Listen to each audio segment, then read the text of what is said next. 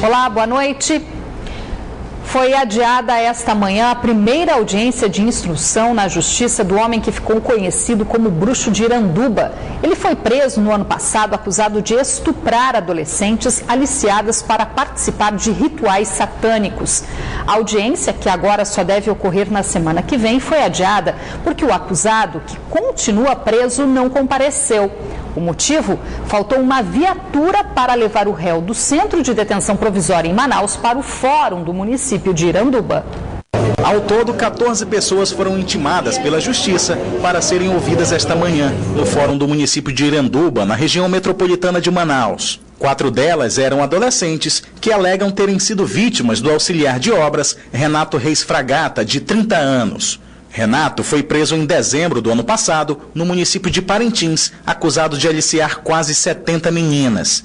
Pelo menos 20 casos ocorreram em Iranduba, onde o inquérito foi instaurado. No processo que corre na Justiça, apenas 4 adolescentes dizem ter mantido relações sexuais com o acusado. De acordo com o Ministério Público, Renato ficava na frente de escolas e se apresentava para as adolescentes como feiticeiro. Ele prometia passar poderes a elas em troca de sexo. O ato era realizado durante uma espécie de ritual satânico em cemitérios da cidade. Que foi acusado do estupro de vulnerável, de envolvimento sexual com vários adolescentes, supostamente prática de feitiçaria, bruxaria, e dessa forma atraindo menores de 13 a 17 anos para fins de relacionamento sexual.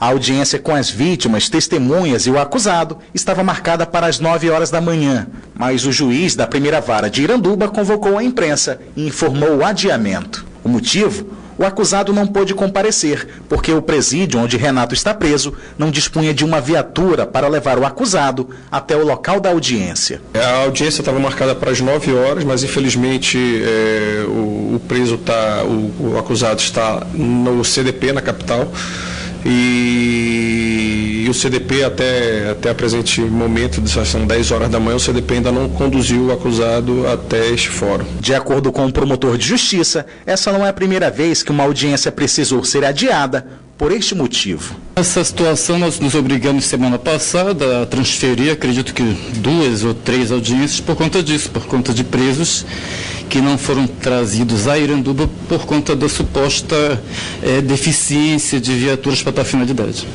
Com o adiamento, a primeira audiência de instrução de Renato Reis Fragata na Justiça ficou marcada para a próxima terça-feira, dia 22 de setembro, às 8h30 da manhã, aqui mesmo no fórum do município do Iranduba. De acordo com o advogado do réu, se a audiência não ocorrer na semana que vem, ele deve pedir na Justiça a revogação da prisão preventiva de Renato Fragata. Enquanto isso, o bruxo de Iranduba, como ficou conhecido, continua preso. Se não tiver essa audiência semana que vem, não tem outro por que manter o meu cliente preso por mais de 9 meses.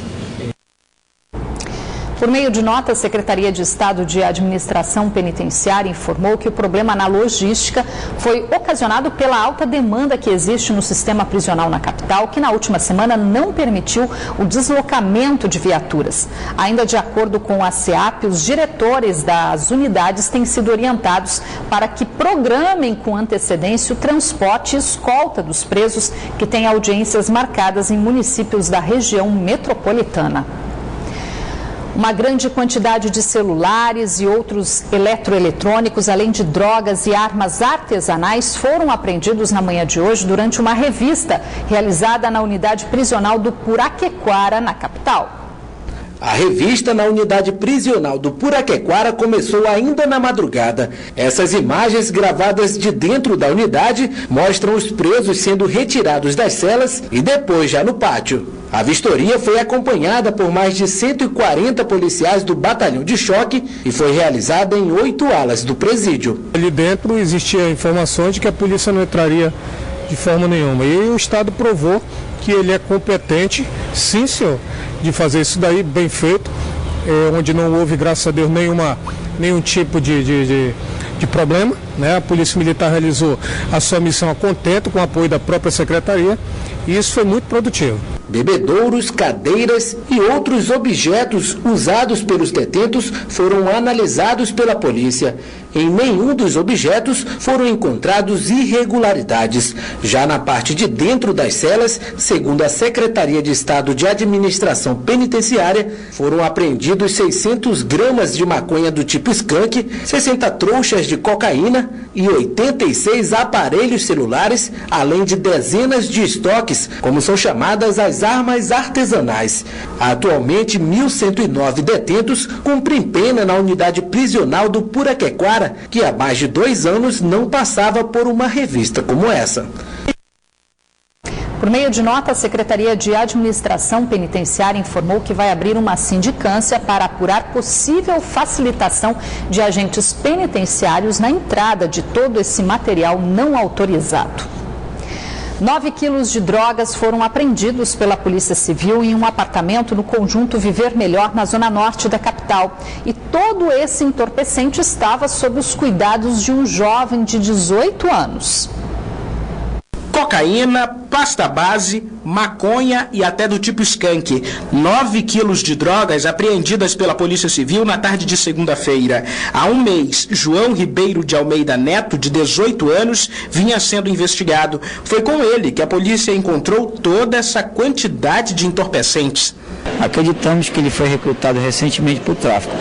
Agora, o que gera curiosidade é que ele não é um simples boqueiro, ele não tem uma boca de fundo. Pela quantidade de droga, se vê que ele está num grau acima dos boqueiros. Então, a gente vai investigar melhor para saber quem é que está fornecendo essa droga para ele e para quem ele repassaria essa droga. Durante a apresentação de hoje, na Delegacia Geral, João se manteve em silêncio. Em um dos pacotes de drogas, o nome de um traficante que a polícia acredita ser um peruano. O jovem de 18 anos foi preso no conjunto habitacional Viver Melhor, na zona norte da cidade, um local considerado hoje pelas autoridades da segurança pública como área vermelha. A polícia ainda investiga a participação de João em um segundo crime além do tráfico de drogas. Ele teria expulsado a família que era dona do apartamento onde ele estava comercializando drogas. Não só o apartamento dele, outras unidades lá habitacionais, a gente recebeu denúncia de que os traficantes expulsam moradores para vender droga no apartamento. João Neto já foi levado para a cadeia pública no centro de Manaus, onde aguarda por julgamento. O Tribunal de Contas do Estado acatou hoje a representação do Ministério Público de Contas, que pedia a suspensão da licença ambiental da construção da Avenida das Flores, o que inviabiliza a continuidade das obras. Há uma semana, uma vistoria técnica do próprio TCE constatou uma série de danos ambientais no entorno do Parque Estadual Sumaúma, que concentra uma imensa área de floresta amazônica na zona norte da capital. No canteiro de obras, a terraplanagem e a perfuração do solo avançam ao lado do Parque Estadual Sumaúma, com mais de 50 hectares de área de floresta urbana.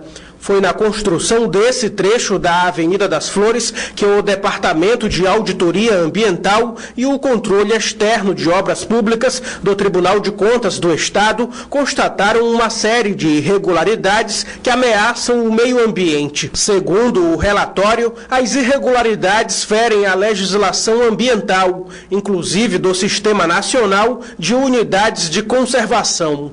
A principal ameaça é para o fragmento florestal, as nascentes e para as espécies de animais silvestres que habitam a região. Nós constatamos situações que violam regras, violam direitos. E eu diria que isso, se não está tão grave agora, tornar-se-á muito grave, mas não deixa de ter a sua gravidade. Portanto, o que se tem que fazer é corrigir imediatamente para que não se postergue, não se gaste 2, 3, 4, 5 vezes na correção dos problemas. O Ministério Público de Contas do Amazonas entrou com uma representação pedindo a suspensão das obras para a adequação. No primeiro momento, diante da falta de uma correspondência das autoridades administrativas em relação ao problema, nós estamos pedindo a suspensão da licença, a fim de evitar maiores danos ao parque, aos bens ambientais e até evitar que o Estado seja condenado futuramente a ter que indenizar por isso, né, em função da execução defeituosa da obra que ali existe. As denúncias sobre o trecho 2 da Avenida das Flores foram formalizadas pelo Instituto Sumaúma, que visa proteger e valorizar o Parque Estadual. De acordo com o Instituto, em menos de 2 anos, a unidade de conservação perdeu aproximadamente 2 hectares de floresta, recebendo como compensação uma área degradada de 2,5 hectares no seu entorno. Aqui, boa parte da área verde atingida servia como uma espécie de barreira do parque e principal fonte de alimentação do sauim de coleira, espécie de primata existente em Manaus que está ameaçada de extinção. Manaus cedia até amanhã um encontro que reúne prefeitos e representantes dos 62 municípios do Amazonas. O evento é promovido pela Confederação Nacional dos Municípios em parceria com a Associação Amazonense dos Municípios. Entre os assuntos discutidos, um deles é unanimidade entre os governantes municipais, a falta de recursos para cumprir a lei de responsabilidade fiscal. A criação de uma rede municipalista para ser atuante no Congresso Federal e as mudanças no Pacto Federativo foram temas pautados no encontro de prefeitos do Amazonas, que começou hoje na capital. Não há mais possibilidade de ficar do jeito que está.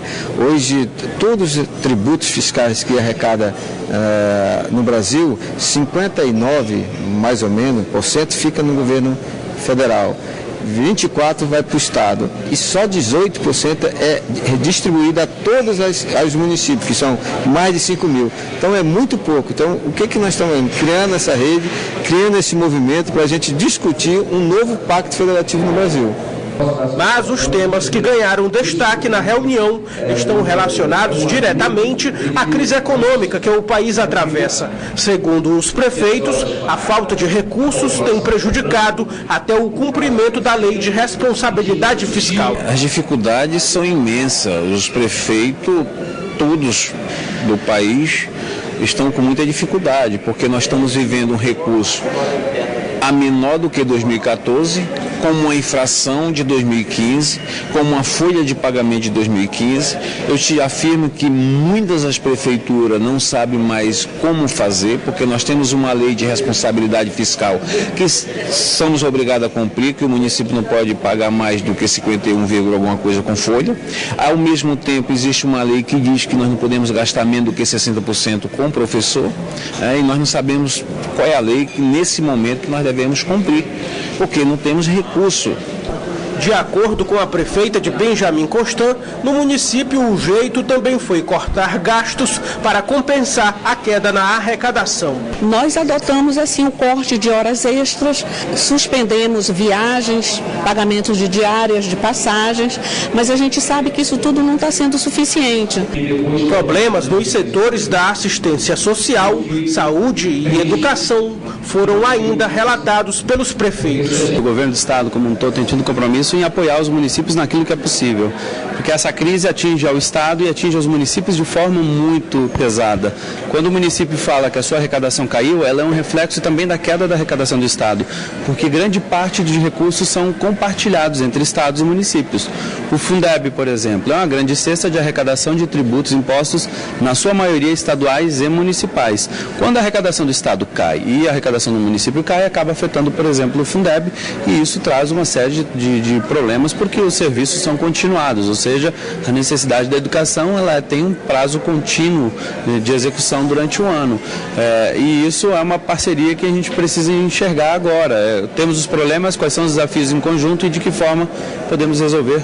Serão 2 dias de encontro em Manaus, com a presença de representantes da Confederação Nacional dos Municípios, que defende a importância de programas de assistência à população. Mas o recurso para solucionar isso está na mão da União. Precisamos inverter essa pirâmide. Precisamos que os recursos estejam na mão dos prefeitos para atender as demandas sociais. Um casal foi preso em flagrante enquanto embalava drogas em um bairro da zona centro-sul de Manaus. Para a polícia, os dois, na verdade, seriam funcionários de um grande traficante da área. O Departamento de Investigação sobre Narcóticos recebeu uma denúncia anônima de que esse casal estava embalando drogas em uma casa no Japim, um local de difícil acesso para a polícia. Eles alugam kitnets estratégicos no final dos becos, onde a polícia não consegue adentrar por trás. Eles colocam essas escadas aí com grampos e depois que eles fogem, eles tiram as escadas. Ana Caroline Gomes, de 19 anos, não tinha histórico criminal. Já o companheiro dela, Andrei Leocádio, de 21 anos, que tentou fugir da polícia usando essa escada, era foragido da justiça. O Andrei é latrocida e traficante condenado já com trânsito julgado. Ele estava foragido de semiaberto. Os dois ainda conseguiram jogar parte da droga que estavam embalando no vaso sanitário. Os investigadores concluíram que Andrei é uma espécie de funcionário de um traficante conhecido no Japim. O Bruno Conte, Bruno Felicidade, o BF. Ele é o chefe ali na Japinlândia. Ele está dominando aqueles becos lá, as bocas de fumo. Ele compra droga, ele tem os químicos dele, que esse rapaz aí, o Andrei. Ele entrega a droga para esse pessoal e eles preparam a droga e revendem nos locais. O casal já está preso à disposição da justiça. E a polícia também prendeu um homem acusado de cometer um duplo homicídio em um ramal na BR-174. Um adolescente que teria participado do crime também foi apreendido, mas outras 3 pessoas seguem foragidas.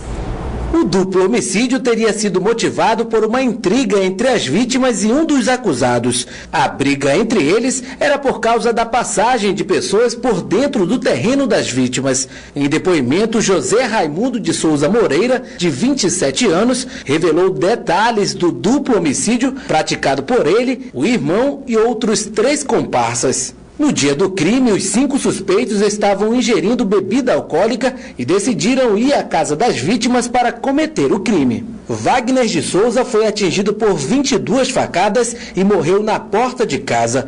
Já a companheira Antônia Gracieide foi encontrada sem vida dentro de um igarapé. O crime aconteceu no dia 8 de maio deste ano, na comunidade Novo Amanhecer, no ramal do Pau Rosa, BR-174. Segundo a polícia, o duplo homicídio foi apreciado por crianças, o que agrava ainda mais o crime. Teve uma criança, que é o irmão da dona Antônia, inclusive uma testemunha-chave nesse caso. Todas as circunstâncias do fato são cercadas de várias circunstâncias qualificadoras do crime, tá certo? E que se não forem, se não servirem de qualificadores, vão servir de circunstâncias agravantes, certamente, o que vai majorar ainda mais a pena deles. Os outros 3 suspeitos já foram identificados pela polícia, mas estão foragidos. José Raimundo, que se diz arrependido de cometer o crime, vai responder por homicídio qualificado por motivo torpe, sem dar chances de defesa às vítimas. Agora vamos conferir a previsão do tempo para esta quarta-feira aqui na capital e também em alguns municípios no interior.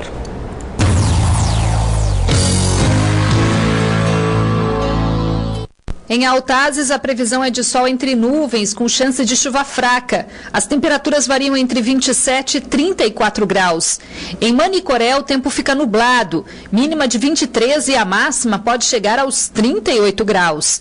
Em Manaus, a previsão para quarta-feira é de sol entre nuvens e as temperaturas variam entre 26 e 35 graus. O Batalhão de Policiamento Ambiental realizou 2 apreensões na madrugada de hoje em embarcações no Rio Negro. Ao todo foram apreendidos 65 quilos de pirarucu fresco e 25 quilos de carne de caça, que estavam sendo transportados sem licença. O pirarucu é uma espécie ameaçada de extinção e, portanto, é protegida o ano inteiro da pesca, captura e comercialização. Um casal foi preso e vai responder por crime ambiental. A pena pode variar de 6 meses a 1 ano, além de multa. A Secretaria Municipal de Saúde, por meio do Centro de Controle de Zoonoses, começou hoje a campanha anual de vacinação antirrábica em Manaus. Até o dia 23 de outubro, 141 vacinadores identificados e uniformizados vão distribuir a vacina, passando de casa em casa em vários bairros da capital. Manaus já foi área epidêmica de raiva humana. Nos anos 79, 78, nós tínhamos 11, 10, 9 casos de raiva humana na cidade. Uma doença que não tem cura, depois de instalada, ela é fatal. Claro que quando feita a vacina, antes de ela se instalar, a pessoa sobrevive, fica bem, mas depois de instalada não tem cura. Portanto, é muito importante que a população receba os vacinadores em suas casas, estão identificados, foram treinados para isso, a vacinação é totalmente gratuita e irá de casa em casa. Manaus é a única capital do Brasil que ainda faz de casa em casa esse sistema, o que garante, tenho certeza, esse período de tantos anos sem raiva, já que temos raiva humana no Brasil. Ano passado foram 4 casos, temos 11 casos de raiva animal no Brasil no ano passado também, e Manaus, mais de 30 anos, livre dessa doença fatal. A meta da campanha é imunizar mais de 18 mil animais. A vacina garante imunidade contra a raiva, protegendo o animal da doença. Durante a campanha, num projeto piloto, numa proposta inédita aqui em Manaus, nós levarmos um informativo sobre castração, sobre vacinação, sobre crimes de maus tratos, para a população ter uma maior noção sobre esses temas aqui em Manaus. E, em princípio, será na Zona Norte. E numa proposta, numa parceria, quem sabe, para o ano que vem, com a Secretaria de Saúde ou Secretaria de Meio Ambiente, a gente atingir também outras zonas da cidade. No mês que vem, serão realizadas as provas do Exame Nacional do Ensino Médio. Na rede pública do Estado, todos os sábados, os estudantes têm acesso a uma grande aula de reforço que é transmitida pela internet para todos os municípios. Os estudantes que vão participar do Exame Nacional do Ensino Médio, Enem 2015, podem se preparar para as provas por meio de um aulão interativo. As aulas são promovidas pelo projeto Amazonas no Enem, que transmite aulões de reforço para alunos da capital e dos 61 municípios do interior do estado. O contato entre professor e aluno acontece à distância, mediado pela tecnologia. As aulas são transmitidas do Centro de Mídias da SEDUC pela internet. O aulão de reforço beneficia mais de 49 mil estudantes em todo o estado. Em Manacapuru, Joyce Silva acorda bem cedo para reforçar o conhecimento nessa reta final de preparação. Tanto para o Nazaré quanto para a outra escola presente José Mota está sendo muito importante, porque além das aulas em sala de aula, a gente aprende, tira nossas dúvidas que a gente não consegue tirar no decorrer da semana. Aqui nós temos todas as ferramentas que possibilitam a mediação, porém aqui está eu e a câmera. Então, quando eu interajo com o aluno presencialmente, eu estou vendo o aluno se ele está reagindo àquele conhecimento. Aqui, como tem a câmera, eu tenho que aguardar um pouquinho, ele vai me dar uma resposta, aí eu tenho um tempo para poder fazer a devolução também. Para tentar diminuir as dificuldades no Enem, teve gente que veio até conferir de perto a aula da professora. É mais um veículo de informação que a gente pode estar aderindo, né, ao nosso conhecimento, que a gente pode estar aprendendo cada vez mais. Tem aulas no YouTube, tem aulas que a gente busca sempre na internet. O aulão de reforço abrange todas as disciplinas da grade curricular da rede pública, mas a redação continua sendo o maior desafio para os estudantes que fazem o Enem. Mas então, como ensinar redação à distância? O professor daqui pega redações de Enems passado, faz um comentário em cima dos erros que não podem ter tido em uma redação e lança um tema para que eles produzam pelo menos um parágrafo para que haja a interação, a interatividade. E aí a professora do estúdio corrige as possíveis falhas na escrita, na oralidade, no contexto, no desenvolvimento e no tema. As aulas são retransmitidas em mais de 500 escolas do estado. Para participar, basta apenas se dirigir ao local portando qualquer documento de identificação. E o Band Cidade fica por aqui. Para rever esta edição, acesse band.com.br/Amazonas. E não se esqueça que você também pode acompanhar a nossa programação pelas redes sociais. Logo após o endereço eletrônico do Facebook e do Twitter, escreva Band Amazonas. E amanhã é dia de futebol aqui na Band, então não esqueça que o Band Cidade começa 1 hora mais cedo, 5:50 da noite. Fique agora com as notícias do Brasil e do mundo no Jornal da Band. Uma boa noite para você. Até amanhã.